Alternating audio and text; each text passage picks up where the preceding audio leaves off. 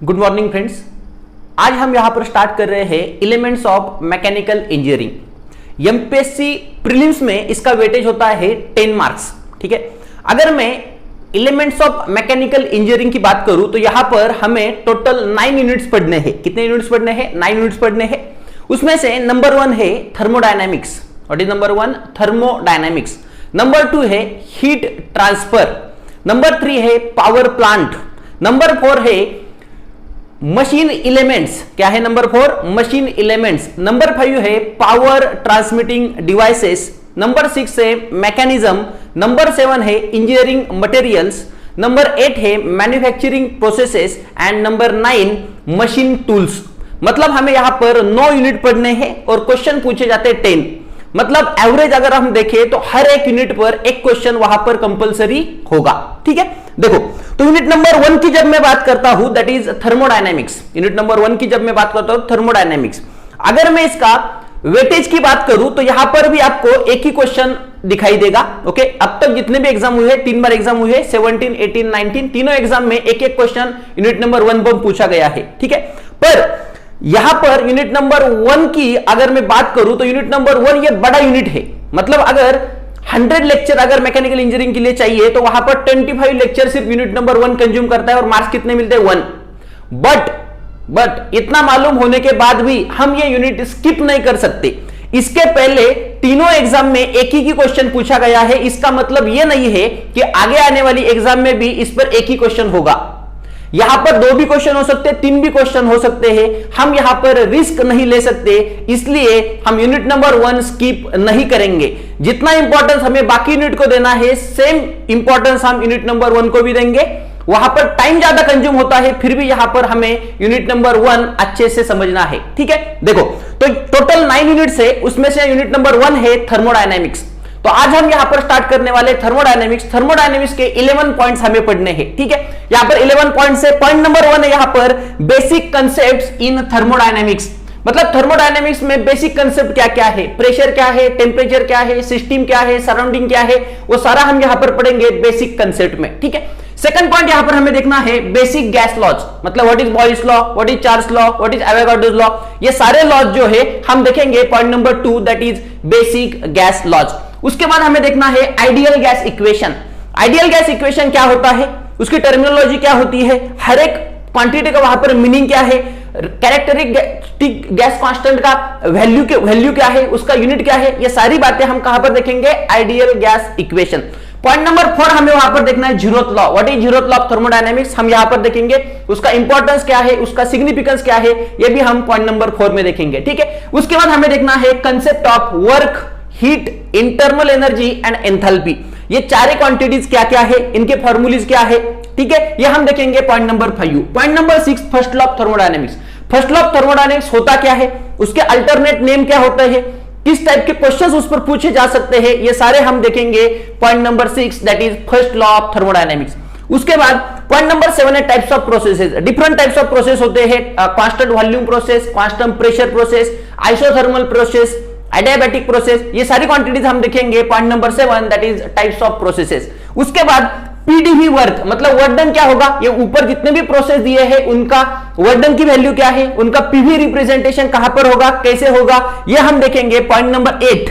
ठीक है, point number 9 में हम देखेंगे second law of thermodynamics. Second law of thermodynamics क्या है, ये किसके लिए एप्लीकेबल है, ये हीट पंप के लिए एप्लीकेबल है या रेफ्रिजरेटर के लिए एप्लीकेबल है, ये सारा हम कहां पर देखेंगे? Point number 9 that is second law of thermodynamics. Point number 10 हमें यहां पर देखना है कैरनॉट साइकिल। तो कैरनॉट साइकिल रेफ्रिजरेटर के लिए क्या होगा, हीट पंप के लिए क्या होगा, ये सारी क्वांटिटीज हम देखेंगे point number 10 that is Carnot cycle. और लास्ट पॉइंट है यहां पर point number 11 that is pure substance. मतलब यहां पर हमें टोटल 9 यूनिट पढ़ने हैं। फर्स्ट यूनिट वहां पर है thermodynamics, number 2 heat transfer, number 3 power plant, number 4 machine element, number 5 power transmitting devices, number 6 mechanism, number 7 engineering materials, number 7 है वहां पर इंजीनियरिंग मटेरियल्स, नंबर 8 है manufacturing processes and last unit that is unit number 9 machine tools. उसमें से unit number 1 हम यहां पर start कर रहे हैं दैट इज थर्मोडायनेमिक्स। उसमें से पॉइंट नंबर 1 हम यहां पर स्टार्ट कर रहे हैं बेसिक कंसेप्ट्स इन थर्मोडायनेमिक्स। तो बेसिक कंसेप्ट की अगर हम बात करते हैं तो वहां पर सबसे पहले आता है प्रेशर। ठीक है, तो सबसे पहले थर्मोडायनेमिक जब हम स्टार्ट कर रहे हैं तो हमें यहां पर यह मालूम होना चाहिए कि व्हाट इज प्रेशर। देखो सपोज मेरे पास यहां पर एक सिलेंडर है। ठीक है, देखो यहां पर मेरे पास यहां पर एक सिलेंडर है। ठीक है, ये है आपके पास एक सिलेंडर। ठीक है, इस सिलेंडर के ऊपर ये पिस्टन है। क्या ये पिस्टन, इसे बोला जाएगा पिस्टन। ठीक है, पिस्टन के नीचे मतलब सिलेंडर में कुछ गैसेस है। क्या है, गैसेस। यहां पर कुछ गैसेस है, ये है गैसेस। ठीक है, ओके। देखो यहां पर क्या किया है, मेरे पास यहां पर एक सिलेंडर है, इस सिलेंडर में कुछ गैस है। अब इस गैस जो है, इस गैस के ऊपर पिस्टन, और पिस्टन के ऊपर एक वेट रखा है, दैट इज डब्ल्यू। डब्ल्यू क्या है, वेट। यहां पर एक वेट मैंने रखा है, दैट इज व्हाट, डब्ल्यू। ठीक है, हाँ। अब मुझे यहां पर यह बोलना है कि ये जो गैस है यहां पर, इस गैस का प्रेशर कितना होगा। क्या देखना है मुझे यहां पर, ये जो सिलेंडर है, सिलेंडर में जो गैस है उसका प्रेशर कितना होगा, ये यहां पर मुझे बोलना है। ठीक है, यहां पर देखो प्रेशर क्या होता है, प्रेशर होता है force per unit cross sectional area. क्या होता है, force per unit cross sectional area. मतलब अगर मैं प्रेशर की बात करूं, pressure is denoted by letter P. Pressure होता है force per unit cross section area. क्या होता है, force per unit cross sectional area. मतलब that is equal to force कितना है, एफ, एरिया क्या होता है, ए। अब देखो जब मैं इस गैस की बात करता हूं तो इस गैस पर फोर्स कितना होगा। देखो यहां पर जो गैस है इसके ऊपर पिस्टन है और पिस्टन के ऊपर डब्ल्यू लोड है, वेट है। ये वेट पिस्टन कैरी कर रहा है और पिस्टन को कौन कैरी कर रहा है, ये एयर कैरी कर रही है। मतलब इस एयर पर जो फोर्स है वो कितना है, डब्ल्यू। मतलब एफ इज इक्वल टू होगा डब्ल्यू डिवाइडेड बाय ए। ए क्या होता है, क्रॉस सेक्शनल एरिया। अब क्रॉस सेक्शनल एरिया का मीनिंग समझो, what is cross sectional area. जो लोड होता है, लोड की डायरेक्शन क्या है, सपोज मेरे पास यहां पर ये लोड है, ये लोड कौन कैरी कर रहा है, एयर कैरी कर रही है या गैस कैरी कर रहा है। ये जो गैस है, इस गैस पर जो लोड एक्ट हो रहा है ये क्या है, वर्टिकली डाउनवर्ड। क्या है, वर्टिकली डाउनवर्ड। जब मैं इस लोड को परपेंडिकुलर यहां पर कट करूंगा, इस सिलेंडर को, जब मैं सिलेंडर को परपेंडिकुलर कट करूंगा तब आपको यहां पर ये क्रॉस सेक्शनल एरिया दिखाई देगा। मतलब क्रॉस सेक्शनल एरिया क्या है, यहां पर सर्कुलर। मतलब यहां पर अगर मुझे बोलना है तो ये है क्रॉस सेक्शनल एरिया, और ये सिलिंड्रिकल है इसलिए ये क्रॉस सेक्शनल एरिया होगा pi by 4 D square. Pi by 4 D square. मतलब यहां पर प्रेशर जो है, प्रेशर को कैसे लिखा जाएगा, फोर्स की वैल्यू क्या है यहां पर, फोर्स की वैल्यू यहां पर डब्ल्यू डिवाइडेड बाय एरिया क्या है, पाई बाय 4 डी स्क्वायर। तो इस केस में गैस के ऊपर कितना प्रेशर होगा, तो गैस के ऊपर इतना प्रेशर होगा। अब बात करते हैं यूनिट की। यूनिट क्या होता है, प्रेशर का यूनिट की अगर मैं बात करूं तो यहां पर फोर्स का यूनिट होता है न्यूटन, एरिया का यूनिट होता है मीटर स्क्वायर। मतलब प्रेशर का यूनिट आपको मिलेगा न्यूटन पर मीटर स्क्वायर, और इसे ही बोला जाता है पास्कल। क्या बोला जाता है, पास्कल। और ये होता है SI यूनिट ऑफ प्रेशर। क्या होता है ये, SI यूनिट ऑफ प्रेशर। अब देखो बहुत सारे क्वेश्चन में या बहुत सारे जगह पर आपने देखा होगा प्रेशर का यूनिट बार दिया जाता है। क्या दिया जाता है, bar. 1 bar is equal to होता है 10⁵ pascal, that is equal to 10⁵ newton per metre square.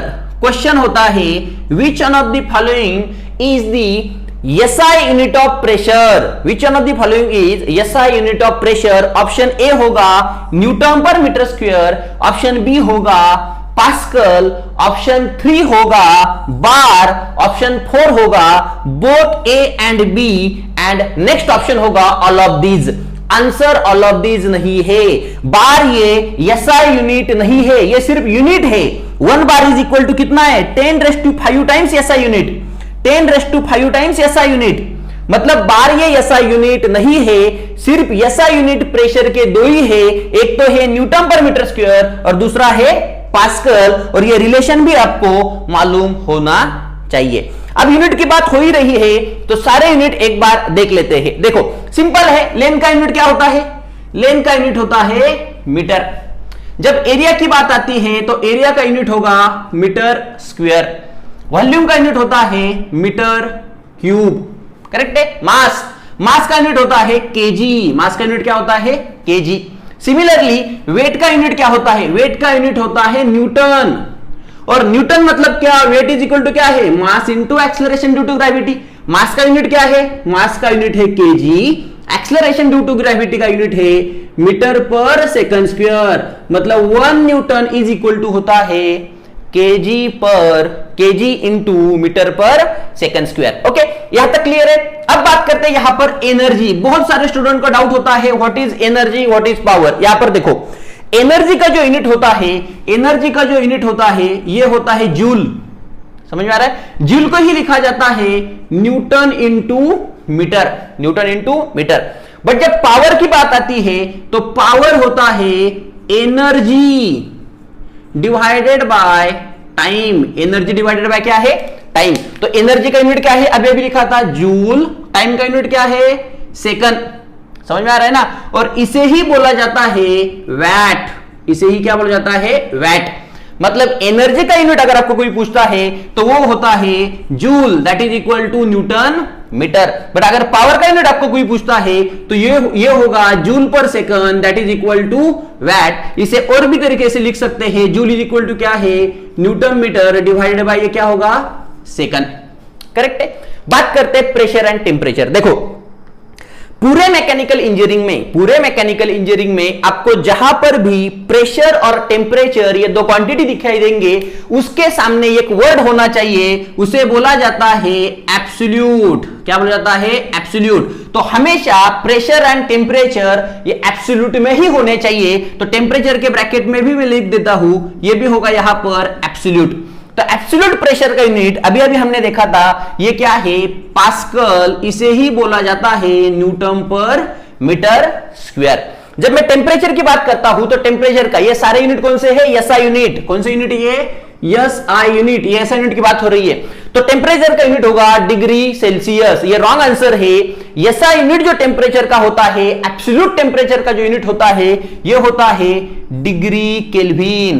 क्या होता है? Degree kelvin. मतलब यहां पर ये रिमेंबर करने वाला पॉइंट है, बहुत सारे स्टूडेंट को लगता है कि डिग्री सेल्सियस। ऑप्शन ए होगा डिग्री सेल्सियस, बट उसका करेक्ट आंसर क्या है? SI unit of absolute temperature ये हमेशा होगा डिग्री केल्विन। ठीक है। अब देखो, अब यहां पर डिग्री केल्विन और डिग्री सेल्सियस की बात हो रही है तो आपको यह मालूम होना चाहिए कि what is difference between degree Celsius and degree kelvin. तो अगर मैं यहां पर एक एग्जांपल लेता हूं, एग्जांपल अगर मुझे यहां पर देखना है किसके लिए? डिग्री सेल्सियस और डिग्री केल्विन के लिए, तो यहां पर मैं आपको एक्सप्लेन करता हूं।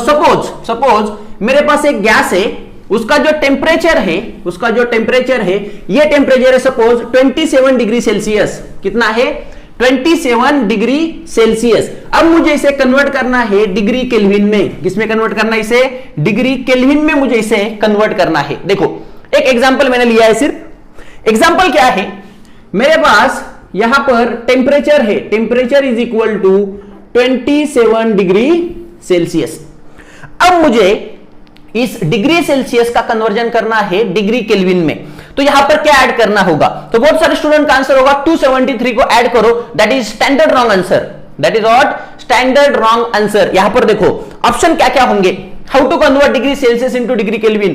फर्स्ट ऑप्शन होगा 273 ऐड करो, दूसरा ऑप्शन होगा 273.15 ऐड करो, थर्ड ऑप्शन होगा 273.16 ऐड करो और लास्ट ऑप्शन होगा नन ऑफ दीज। तो यहां पर करेक्ट आंसर होता है 273.15। मतलब अगर आपको डिग्री सेल्सियस का कन्वर्जन डिग्री केल्विन में करना है तो वहां पर आपको ऐड करना होगा 273.15। ये टर्म जब आप ऐड करोगे तब आपको डिग्री केल्विन में आंसर मिलेगा। मतलब यहां पर दैट इज इक्वल टू क्या लिखना पड़ेगा? 27 प्लस 273.15। ये जो आपको आंसर मिला है अब ये होगा डिग्री केल्विन में। मतलब यहां पर ये टेम्परेचर की वैल्यू जो होगी ये कितनी होगी? 300.15 डिग्री केल्विन। मतलब यहां पर क्या है? 0 degree Celsius is equal to, है ना, 27 का कन्वर्जन मुझे किसमें करना था, degree Celsius conversion degree Kelvin में। अब 0 का करना है तो फिर से क्या ऐड करना पड़ेगा, 273.15 डिग्री केल्विन। मतलब आपको यहां पर पॉइंट नंबर 1 मिला है, 0 degree Celsius is equal to 273.15 degree Kelvin. बहुत बार क्वेश्चन होता है 0 degree Celsius is equal to, तो 0 degree Celsius is equal to 273 degree Kelvin नहीं, ये आंसर क्या है 273.15 डिग्री केल्विन, पॉइंट नंबर 1। अब देखो नेक्स्ट पॉइंट यहां पर आता है, नेक्स्ट पॉइंट यहां पर आता है triple point temperature of water. क्या आता है, नेक्स्ट पॉइंट यहां पर आता है triple point temperature of water. Water का ट्रिपल पॉइंट टेम्परेचर क्या होता है, पहले डेफिनेशन समझो। यहां पर देखो कौन सा भी सब्सटेंस 3 फॉर्म में होता है, एक तो वो हो सकता है सॉलिड, एक तो वो हो सकता है लिक्विड, या हो सकता है गैसेस। एक ऐसा टेम्परेचर होता है, एक ऐसा टेम्परेचर होता है कि उस टेम्परेचर पर वो सब्सटेंस तीनों फेजेस में आपको दिखाई देगा। The temperature at which substance can exist in all 3 phases, that temperature is called as triple point temperature. तो ये हर एक सब्सटेंस के लिए अलग अलग होगा, तो हर एक सब्सटेंस के लिए आप रिमेंबर नहीं कर सकते। थर्मोडायनेमिक्स में या मैकेनिकल इंजीनियरिंग में एक बेसिक सब्सटेंस होता है वाटर, इसलिए आपको सिर्फ वाटर की वैल्यू मालूम होनी चाहिए। तो ये वैल्यू कितनी होती है इस पर क्वेश्चन होता है। तो पहले आपको ये मालूम हुआ है कि what is triple point temperature of water. What is triple point temperature, the temperature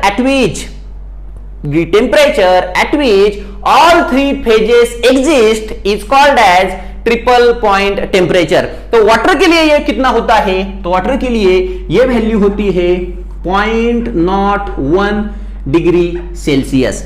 पर ये आंसर, ये क्वेश्चन कभी भी आपको डिग्री सेल्सियस में ऑप्शन नहीं पूछेगा। यहां पर ये ऑप्शंस होंगे डिग्री केल्विन में। किसमें होंगे, डिग्री केल्विन में। तो आपके पास आंसर डिग्री सेल्सियस में है। How to convert degree Celsius into degree Kelvin, यहां पर ऊपर देखा है 0 डिग्री सेल्सियस इक्वल टू कितना है 273.15 डिग्री केल्विन। मतलब आपको इसे अगर कन्वर्ट करना है डिग्री केल्विन में, तो आपको यहां पर ऐड करना होगा 273.15। ये ऐड करने के बाद आपको ये यूनिट मिलेगा डिग्री केल्विन। मतलब यहां पर मैं लिख सकता हूं triple point temperature of hot water is equal to कितना होगा, ये होगा 273.15 नहीं, पॉइंट नॉट 1 और ऐड हुआ है, मतलब 16 डिग्री केल्विन। मतलब पॉइंट नंबर 2 आपको यहां पर मिला है। सेकंड नंबर का क्वेश्चन ये होता है कि what is triple point temperature of water. तो triple point temperature of water होता है 273.16 डिग्री केल्विन। 0 डिग्री सेल्सियस कितना था, 273.15 degree kelvin. Triple point of temperature of water कितना है 273.16 डिग्री केल्विन। ओके, और सेल्सियस में अगर पूछा तो 0.01 डिग्री सेल्सियस। अब देखो और एक क्वेश्चन पूछा जाता है 1 केल्विन इज इक्वल टू कितना है। 1 केल्विन इज इक्वल टू, देखो मुझे ये वैल्यू चाहिए तो इसे नीचे लेकर आया मैं, मतलब 1/273.16 into triple point temperature of water. मतलब आपको और एक यहां पर एक इक्वेशन मिला 1 degree kelvin is equal to होता है 1/273.16 into triple point temperature of water. उसके बाद और एक लास्ट पॉइंट है, डरो मत, कुछ भी नहीं है। टेम्परेचर के रिलेटेड क्या क्या क्वेश्चन पूछ सकते हैं हर एक मैं यहां पर कवर कर रहा हूं। 0 degree Celsius is equal to होता है 273.15 degree kelvin. Triple point of temperature of water होता है 0.01 डिग्री सेल्सियस। उसे केल्विन में कितना लिखा जाएगा 273.16। तो 1 केल्विन क्या होता है 1/273.16 into triple point temperature of water. Last question यहां पर क्या पूछ सकते हैं, लास्ट क्वेश्चन यहां पर पूछ सकते हैं absolute zero temperature absolute zero temperature कितना होता है? एब्सोल्यूट जीरो, एब्सोल्यूट मतलब यूनिट क्या आएगा? Degree kelvin. यूनिट क्या आएगा? Degree kelvin. और जीरो बोला है मतलब वैल्यू कितनी आएगी? 0 डिग्री केल्विन। बट अब जब ये पूछा जाएगा तब इसके ऑप्शन डिग्री केल्विन में नहीं होंगे, ये ऑप्शंस होंगे डिग्री सेल्सियस में। किसमें होंगे ऑप्शन? डिग्री सेल्सियस में। डिग्री सेल्सियस का कन्वर्जन डिग्री केल्विन में करना है तो ऐड करना पड़ा 273.15। तो केल्विन का कन्वर्जन जब डिग्री सेल्सियस में करना है तो रिवर्स जा रहा हूं मैं, तो यहां पर माइनस करना होगा 273.15। मतलब ये वैल्यू जो है, ये जो वैल्यू है ये कितनी होगी? 273.15। बट ये वैल्यू क्या होनी चाहिए? माइनस क्या? Degree Celsius. तो ये सारे क्वेश्चन मैंने टेम्परेचर के रिलेटेड कवर किए हैं। करेक्ट है? हाँ। अब यहां पर प्रेशर की भी बात करते हैं, करेक्ट ना? तो प्रेशर क्या होता है? प्रेशर जो लिखा जाता है, प्रेशर एब्सोल्यूट, ये होता है P atmospheric plus P gauge. P क्या है? गेज। तो P एटमॉस्फेरिक की वैल्यू बहुत बार पूछी जाती है, ये वैल्यू कितनी होती है? तो P एटमॉस्फेरिक की जो वैल्यू होती है ये होती है 101.3 किलो पास्कल। यहां पर देखो मैंने क्या किया, ये जो डिजिट है मैंने यहां पर 2 बार यहां पर शिफ्ट किया, मतलब कितना होगा? 1.013 है ना, 10⁻², और ये 10⁻3, मतलब टोटल कितना बचा? 10⁵ पास्कल। ये वैल्यू अप्रोक्सीमेटली 1 है क्या रे? अरे करेक्ट ना, 1.013 अप्रोक्सीमेटली 1 है। और ये कितना है? 10⁵ पास्कल। मतलब that is equal to 10⁵ pascal कितना होता है? 1 बार। मतलब 1 एटमॉस्फेरिक प्रेशर को ही लिखा जाएगा 1 बार। मतलब 1 atmospheric pressure is equal to होता है 101.3 kilo pascal and that is equal to होता है 1 बार। कई बार इसे लिखा जाता है 10.33 metre of water. 10.33 metre of water. उसके बाद लिखा जाता है 76 सेंटीमीटर ऑफ मर्क्यूरी। कई बार इसे लिखा जाता है 760 mm ऑफ मर्क्यूरी। मतलब ये सारे वैल्यूज एटमॉस्फेरिक प्रेशर के आपको मालूम होने चाहिए। मतलब टेम्परेचर पर कौन सा भी क्वेश्चन आने दो इसके बाहर नहीं होगा, प्रेशर पर कौन सा भी क्वेश्चन आने दो इससे बाहर नहीं होगा। अब तक हमने यहां पर क्या देखा है? Basic concept in thermodynamics start किया है, उसमें से हमने सिर्फ प्रेशर क्या है, टेम्परेचर क्या है, डिफरेंट यूनिट्स क्या है, ये हमने देखा है। अब देखते हैं नेक्स्ट पॉइंट क्या है। देखो अब यहां पर हमें देखना है 4 टर्म हमें यहां पर देखने हैं। यहां पर देखना है हमें सबसे पहले व्हाट इज थर्मोडायनेमिक्स। करेक्ट ना, हम थर्मोडायनेमिक्स ये यूनिट पढ़ रहे हैं तो हमें ये मालूम होना चाहिए कि what is thermodynamics. So point number 1 हम यहां पर देखेंगे what is thermodynamics. Point number 1 what is thermodynamics. ठीक है। पॉइंट नंबर 2 हमें यहां पर देखना है सिस्टम क्या होता है, व्हाट इज सिस्टम। ठीक है। उसके बाद हमें देखना है point number 3 what is surrounding, what is surrounding. ठीक है। उसके बाद हमें देखना है व्हाट इज बाउंड्री। ठीक है, व्हाट इज बाउंड्री, ये टर्म हमें देखनी है। उसके बाद हमें देखना है नेक्स्ट व्हाट इज यूनिवर्स। क्या देखना है? What is universe. तो ये 5 टर्म हमें यहां पर पहले क्लियर करने हैं, उसके बाद ही हम थर्मोडायनेमिक्स स्टार्ट करेंगे। यहां पर देखो तो थर्मोडायनेमिक्स की डेफिनेशन आपको पहले मालूम होनी चाहिए। उसे क्लियर करने के लिए मैं यहां पर एक एग्जांपल लेता हूं। देखो सपोज मेरे पास यहां पर एक ऑब्जेक्ट है। ठीक है।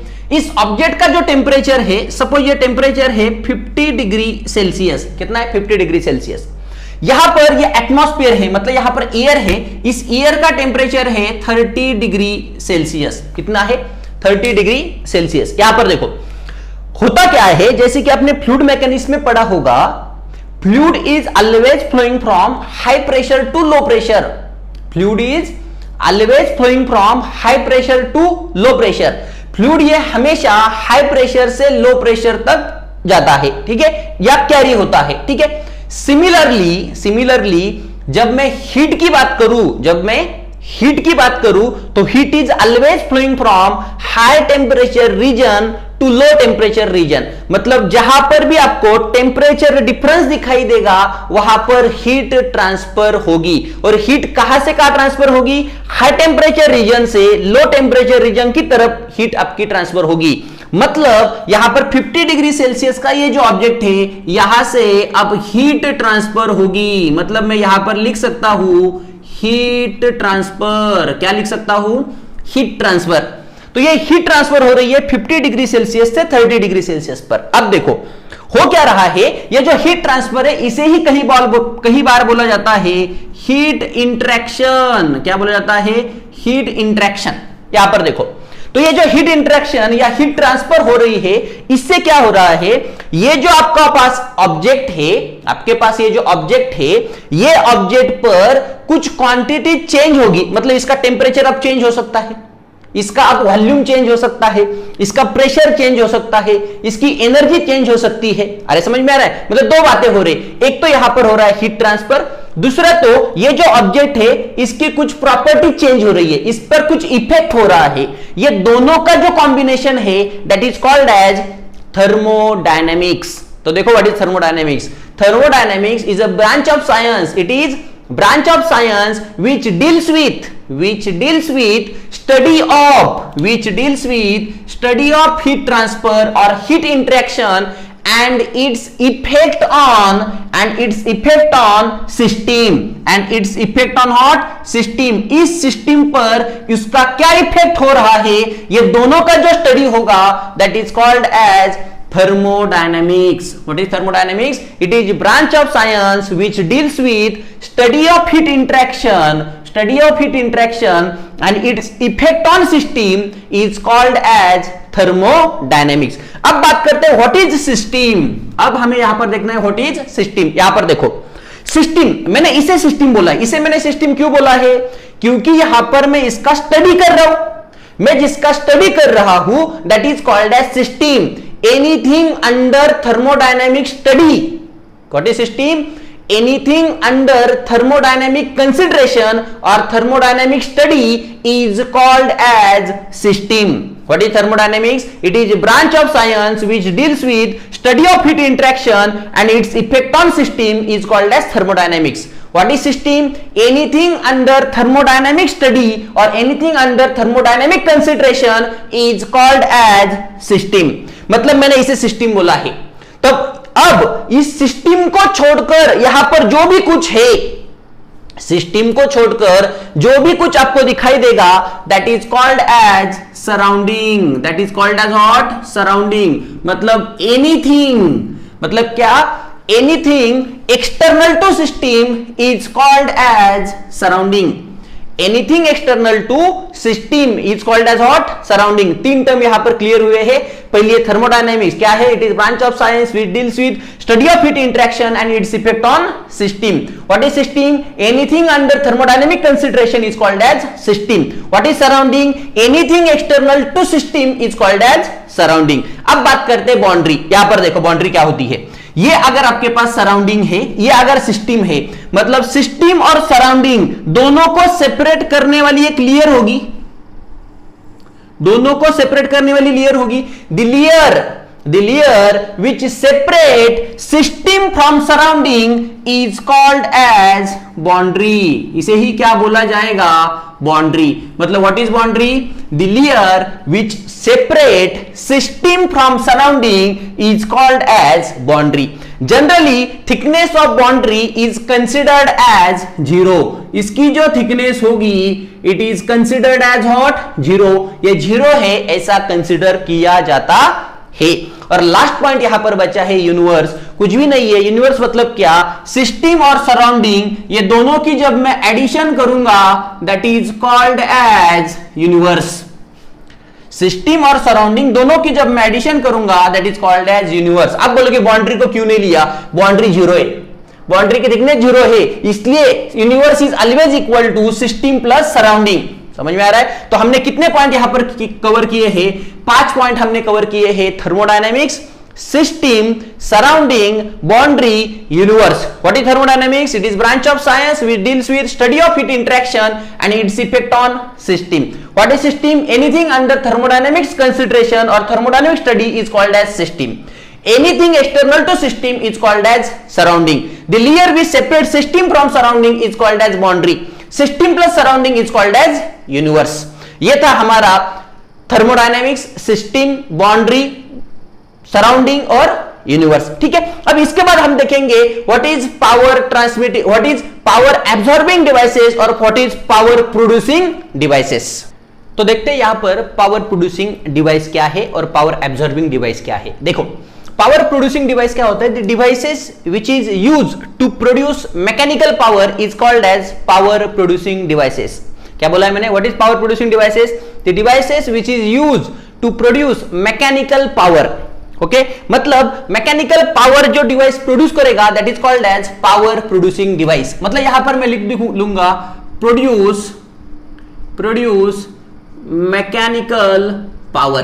तो पावर एब्सॉर्बिंग डिवाइस क्या होता है? पावर एब्सॉर्बिंग डिवाइस होता है the device which is used to absorb mechanical power. मतलब यहां पर मुझे लिखना चाहिए एब्सॉर्ब मैकेनिकल पावर। अब देखो, मैकेनिकल पावर क्या होता है, इसमें बहुत सारे स्टूडेंट को कंफ्यूजन होता है। यहां पर देखो, जहां पर भी आपको शाफ्ट रोटेट होते दिखाई दे रहा है, कौन सा भी ऑब्जेक्ट रोटेट हो रहा है, फैन रोटेट हो रहा है, मैकेनिकल पावर, व्हील रोटेट हो रहा है, मैकेनिकल पावर। जहां पर भी आपको रोटेशन या रेसिप्रोकेशन दिखाई देगा वहां पर हम उसे बोलेंगे मैकेनिकल पावर। मतलब जो डिवाइस मैकेनिकल पावर प्रोड्यूस करेगा that is called as power producing device. जो डिवाइस मैकेनिकल पावर एब्सॉर्ब करेगा that is called as power absorbing devices. अब देखो, इसके पहले मुझे आपको एक एग्जांपल यहां पर देना होगा। एग्जांपल क्या है? यहां पर देखो, सपोज मेरे पास यहां पर एक डैम है आपके पास, यहां पर ये कुछ वॉल है, ठीक है, ऐसा कुछ डैम है, इसमें वाटर है, ठीक है। यहां पर जो वाटर है, इस वाटर को मैंने यहां से यहां तक कैरी किया, ठीक है। यहां पर जब कैरी किया तो यहां पर क्या है? यहां पर एक व्हील है, ये व्हील माउंट है शाफ्ट पर। किस पर माउंट है? ये शाफ्ट पर। और यहां पर अगर मैं बात करूं तो यहां पर व्हील पर कुछ ब्लेड्स है, व्हील पर क्या है? कुछ ब्लेड्स यहां पर आपको दिखाई देंगे। तो ये जो जेट है, ये जो वाटर की जेट है, यहां से यहां तक आई और यहां से इस पर इंसिडेंट हुई, ठीक है। हाँ, अब देखो मैं क्या बोल रहा हूं, यहां पर क्या हो रहा है? यहां पर अगर मैं देखूं, सपोज ये जो आपका व्हील रखा हुआ है इसे बोलेंगे हम ग्राउंड लेवल। क्या बोलेंगे? Ground level. तो मेरे पास यहां पर वाटर ग्राउंड लेवल के ऊपर है, अरे करेक्ट ना, वाटर यहां पर ये ग्राउंड लेवल है, ग्राउंड लेवल के ऊपर वाटर है। देखो मैं क्या बोल रहा हूं, सपोज मेरे पास एक ऑब्जेक्ट है, इस ऑब्जेक्ट को मैंने उठाया और यहां पर रखा, तो अब क्या बोलते हो? इसके पास कौन सी एनर्जी है? Potential energy. कौन सी एनर्जी है? Potential energy. मतलब मैं यहां पर भी बोल सकता हूं, ये जो वाटर यहां पर है इसके पास कौन सी एनर्जी है? इसके पास है पोटेंशियल एनर्जी।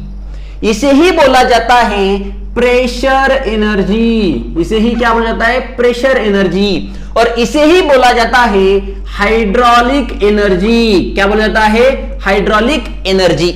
मतलब ये जो वाटर है यहां पर, इस वाटर के पास कौन सी एनर्जी है? हाइड्रोलिक एनर्जी है, हाइड्रोलिक एनर्जी है या प्रेशर एनर्जी है या पोटेंशियल एनर्जी है।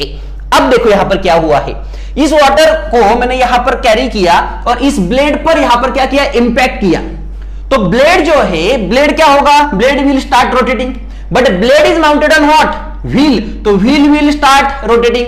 Wheel is mounted on shaft, इसका मतलब शाफ्ट विल स्टार्ट रोटेटिंग। मतलब शाफ्ट रोटेट हो रहा है, शाफ्ट रोटेट हो रहा है। मतलब यहां पर आपको कौन सी एनर्जी मिली? मैकेनिकल एनर्जी मिली। मैंने अभी बोला था, जहां पर भी आपको रोटेशन या रेसिप्रोकेशन दिखाई देगा वहां पर कौन सी एनर्जी होगी? मैकेनिकल एनर्जी होगी। मतलब यहां पर क्या है? यहां पर हाइड्रोलिक एनर्जी का कन्वर्जन किसमें किया है? मैकेनिकल एनर्जी में किया है। That device is called as turbine. मतलब अगर मुझे यहां पर टरबाइन के बारे में बोलना है तो मैं टरबाइन के बारे में क्या लिख सकता हूं? तो यहां पर मैं टरबाइन के बारे में क्या लिख सकता हूं? Turbine is a device which is used to convert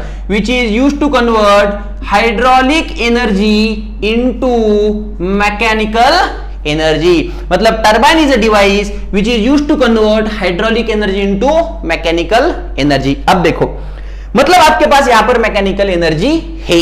correct है। यहां पर आपके पास मैकेनिकल एनर्जी है, मतलब शाफ्ट रोटेट हो रहा है, मतलब आपके पास कौन सी एनर्जी है, मैकेनिकल एनर्जी। यहां पर देखो, बट नॉर्मली जब हम बात करते हैं एनर्जी की या पावर की, तो यूजेबल फॉर्म जो होता है वो कौन सा होता है, वो होता है इलेक्ट्रिकल पावर। कौन सा होता है, इलेक्ट्रिकल पावर। तो यहां पर नीड है कि मैकेनिकल एनर्जी का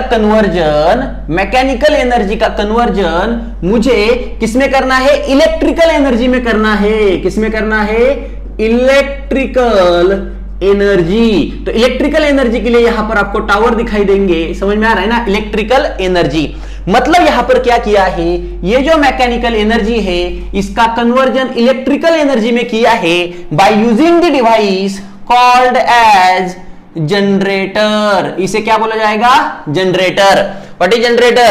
Generator is a device which is used to convert mechanical energy into electrical energy. What is turbine? Turbine is a device which is used to convert hydraulic energy into mechanical energy. मतलब यहां पर second में लिख सकता हूं generator क्या है, तो जनरेटर होता है device which is used to convert mechanical energy into hot electrical energy. किसमें कन्वर्ट करना है, इलेक्ट्रिकल एनर्जी में कन्वर्ट करना है। यह तो बात हुई अभी टरबाइन और जनरेटर के बारे में। देखो यहां पर मैं क्या बोल रहा हूं, यहां पर जो वाटर था, यहां पर इंसिडेंट हुआ और ये वाटर यहां पर कहीं पर कलेक्ट कर लिया मैंने, ये वाटर मैंने यहां पर कलेक्ट कर लिया। मतलब अब यहां पर ये वाटर है, अब मुझे क्या करना है, इस वाटर को लिफ्ट करना है और यहां पर लेके जाना है। मुझे इस वाटर को यहां से लिफ्ट करना है और यहां पर लेके जाना है, ठीक है। हाँ, तो मैं यहां पर क्या कर रहा हूं, मुझे यहां पर लगाना पड़ेगा और एक डिवाइस। सपोज ये डिवाइस मैंने यहां पर लगाया। अब ये डिवाइस क्या है, यहां पर देखो, यहां पर एक शाफ्ट है, यहां पर एक शाफ्ट है, इस शाफ्ट पर एक व्हील है और यहां पर कुछ ब्लेड से, यहां पर कुछ ब्लेड से, ठीक है। और यहां पर एक पाइप कनेक्ट कर दिया, यहां पर एक पाइप मैंने कनेक्ट कर दिया, ठीक है। हाँ, देखो क्या हो रहा है, जब ये शाफ्ट रोटेट हो रहा है, जब ये शाफ्ट रोटेट हो रहा है तो यहां पर ईयर है ना, शाफ्ट के अराउंड क्या है, ईयर है। जब ये शाफ्ट रोटेट होगा तब जो एयर सेंटर में है उसके ऊपर सेंट्रीफ्यूगल फोर्स एक्ट होगा। नॉर्मल बात है, सर्कुलर मोशन जब होगा तब वहां पर सेंट्रीफ्यूगल फोर्स एक्ट होगा। डरो मत, कुछ भी नहीं है। सेंट्रीफ्यूगल फोर्स जब एक्ट होगा तो वहां पर जो एयर है ये रेडियली आउटवर्ड डायरेक्शन में मूव होगी। रेडियली आउटवर्ड डायरेक्शन में यहां पर जो एयर है ये एयर मूव होगी। मतलब इसके अराउंड जो एयर थी ये बाहर गई है, मतलब यहां पर अब एयर नहीं है। एयर नहीं है मतलब यहां पर वैक्यूम है। क्या है, वैक्यूम। क्या यहां पर, वैक्यूम। अब यहां पर सेंटर में वैक्यूम है, यहां पर जो वाटर है इसका प्रेशर कितना है, अरे ये नॉर्मल एटमॉस्फेयर में है। नॉर्मल एटमॉस्फेयर मतलब यहां पर प्रेशर कितना है, एटमॉस्फेरिक प्रेशर। यहां पर एटमॉस्फेरिक प्रेशर है, यहां पर वैक्यूम प्रेशर है, दोनों के बीच एक पाइप लगाया है। मैंने अभी अभी बोला था pressure, fluid is always flowing from high pressure to low pressure. Fluid is always flowing from high pressure to low pressure. Vacuum मतलब निगेटिव, वैक्यूम मतलब निगेटिव। एटमॉस्फेरिक होता है 101.3 किलो पास्कल, अभी अभी बोला था, विच इज पॉजिटिव। मतलब यहां पर पॉजिटिव प्रेशर है, यहां पर निगेटिव प्रेशर है। बड़ा कोने ये है, छोटा कोने ये है। Fluid is always flowing from high pressure to low pressure. यहां से फ्लूइड यहां पर ट्रांसफर होगा। जब ये रोटेट हो ही रहा है, एयर को जब ये बाहर फेंक रहा था तब ये वाटर को भी बाहर फेंकेगा और यहां पर वाटर को कलेक्ट किया जाएगा। मतलब अब आपके पास यहां पर वाटर कुछ हाइट पर है, आपके पास यहां पर वाटर कुछ हाइट पर है। मतलब फिर से इसके पास कौन सी एनर्जी होगी, इसके पास होगी हाइड्रोलिक एनर्जी। इसके पास कौन सी एनर्जी होगी, हाइड्रोलिक एनर्जी। और आपने इसे शाफ्ट को रोटेट किया है, मतलब आपने इनपुट दिया है मैकेनिकल एनर्जी। आपने इनपुट क्या दिया है, मैकेनिकल एनर्जी। मतलब आपने क्या किया है, मैकेनिकल एनर्जी का कन्वर्जन हाइड्रोलिक एनर्जी में किया है।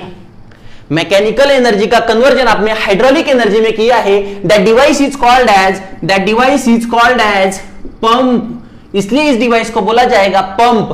Pump is a device. Number 3, तो यहां पर पंप की अगर बात होती है, pump is a device which is used to convert mechanical energy into hydraulic energy. Mechanical energy into hydraulic energy. देखो डरो मत, कुछ भी नहीं है, कुछ भी नहीं है। टरबाइन क्या था, हाइड्रोलिक एनर्जी का कन्वर्जन मैकेनिकल में किया, that is called as turbine.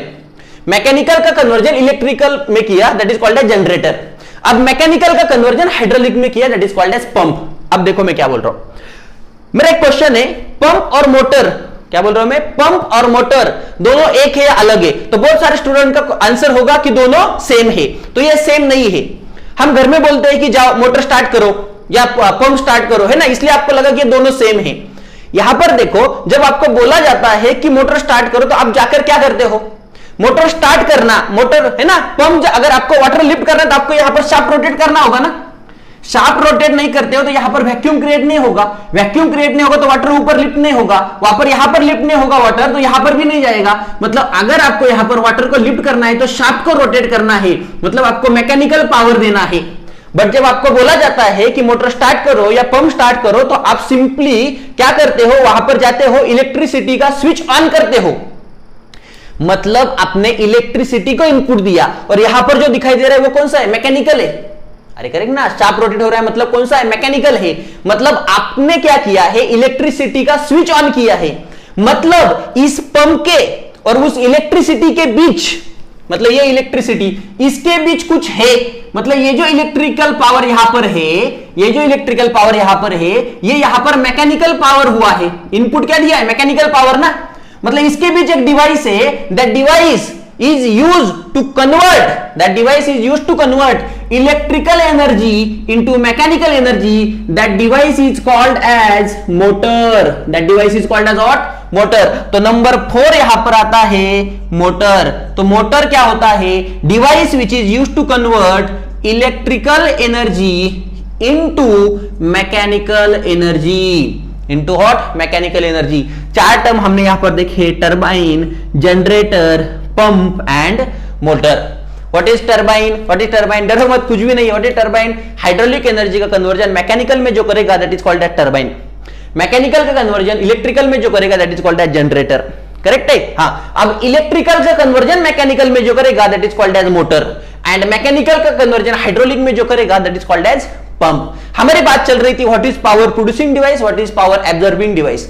Power producing मतलब जो मैकेनिकल पावर प्रोड्यूस करेगा that is called as power producing device. मतलब कौन है, टरबाइन। टरबाइन मैकेनिकल पावर दे रहा है, मतलब इसका फर्स्ट एग्जांपल यहां पर होगा टरबाइन। और जो मैकेनिकल पावर एब्जॉर्ब करेगा, ये मैकेनिकल पावर एब्जॉर्ब कर रहा है, मैकेनिकल का कन्वर्जन हाइड्रोलिक में कर रहा है। मतलब पंप क्या है, पावर एब्जॉर्बिंग डिवाइस। मतलब इसका एग्जांपल यहां पर होगा पंप। यहां पर इसका सेकंड एग्जांपल होता है कंप्रेसर। क्या होता है, कंप्रेसर। और यहां पर सेकंड एग्जांपल होता है इंजन। जो आपकी व्हीकल होती है, व्हीकल में आप पेट्रोल डालते हो, मतलब कुछ एनर्जी है, उसका कन्वर्जन किसमें किया, मैकेनिकल एनर्जी में। व्हील रोटेट हो रहा है मतलब कौन सी एनर्जी है, मैकेनिकल। मतलब इंजन का इनपुट केमिकल एनर्जी है, आउटपुट मैकेनिकल एनर्जी है। मतलब मैकेनिकल एनर्जी दे रहा है, मतलब मैकेनिकल एनर्जी प्रोड्यूस कर रहा है। मतलब इंजन ये कौन सा डिवाइस है, पावर प्रोड्यूसिंग डिवाइस। अब तक जो हमने पढ़ा है बहुत इंपॉर्टेंट है, बहुत बेसिक है। ये था आपका लेक्चर नंबर 1। देखते हैं अगले लेक्चर में next point. Okay, thank you.